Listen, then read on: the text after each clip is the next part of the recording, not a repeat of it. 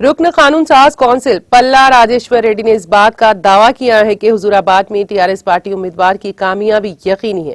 TTV से बात करते हुए उन्होंने इस जमन में तफसीलात से वाकिफ करवाया।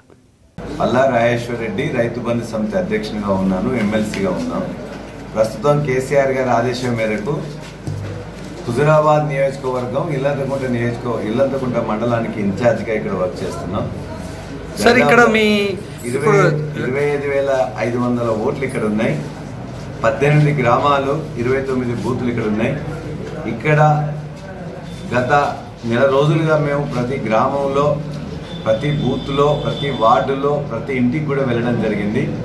టీఆర్ఎస్ పార్టీ కమిటెడ్గా ఉన్న కార్యకర్తలందరూ కూడా ఇక్కడ ఉన్న సర్పంచులు, ఎంపీటీసీలు, వార్డు మెంబర్లు, సొసైటీ మెంబర్లను తీసుకొని ప్రతి ఇంటికి వెళ్ళిన సందర్భంగా ప్రతి ఇంటిలో వాళ్ళు కూడా మాకు ఏదో ఒక పెన్షన్ వచ్చింది, కళ్యాణ లక్ష్మి వచ్చింది, రైతు బంధు వచ్చింది, కేసీఆర్ కిట్ వచ్చింది, అనేకం వచ్చినాయి। మా పిల్లలకు స్కూల్లో, రెసిడెన్షియల్ స్కూల్లో సీట్లు వస్తున్నాయి।